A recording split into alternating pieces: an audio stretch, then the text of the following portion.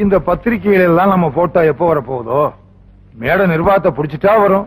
என்னத்த பிடிக்க போறாங்க? என்ன தம்பி காலேஜுக்கு புறப்பட்டீங்களா? வெளியே கிளம்பியாச்சு. காலேஜுக்கா இல்லையாங்கிறத இன்னும் முடிவு பண்ணல. ஏன் காலேஜ் இருக்குல்ல? காலேஜ் இருக்கு, ஆனா போய்தான் ஆகணுமா? இல்ல படிக்கிறவங்க எல்லாம் போவாங்களே, அது காலேஜ் தானே? அது மெடிக்கல் காலேஜாவா இருக்கு? கண்டவெல்லாம் படிக்க வர்றான், கேட்டா இந்த கோட்டா அந்த கோட்டாங்கிறான். நம்ம அந்தஸ்துக்கு ஒரு மரியாதை வேணா? கவலைப்படாத தம்பி, கம்பெனி நிர்வாகம் நம்ம கைக்கு வரட்டும். நம்ம அந்தஸ்துக்கு தகுந்தபடி தனியா காலேஜ் கட்டிடுவோம். ஆனா அதை கவர்மெண்ட் எடுத்தாலும் எடுத்துக்குவாங்க. இப்ப எடுக்கிறாங்களே. ஆமா, அந்த கம்பெனி நிர்வாகம் நம்ம கைக்கு வருமா?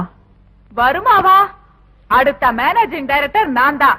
நான் சீட்ல உட்கார்ந்ததும் முதல்ல நமக்கு வேண்டாதவங்களை எல்லாம் டிஸ்மிஸ் பண்ணிடுவேன். எவ்வளவு நல்ல உள்ளம் பாத்தீங்களா?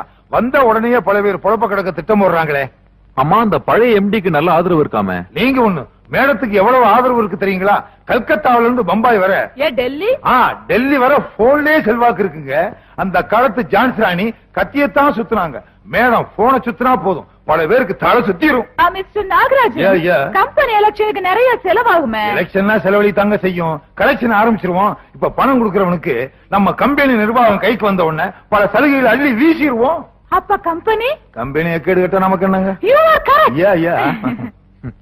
மிஸ்டர் நாகராஜ், எப்படியாவது நிர்வாகம் நம்ம கைக்கு வரணும். வருங்கால எம்டியா நீங்களுமா? எங்க யார்தான் வருங்கால எம்டி ஆகுறதுன்னு ஒரு முறை இல்லையா? அது என்ன எம்டி சீட்டா இல்ல லாட்டரி சீட்டா?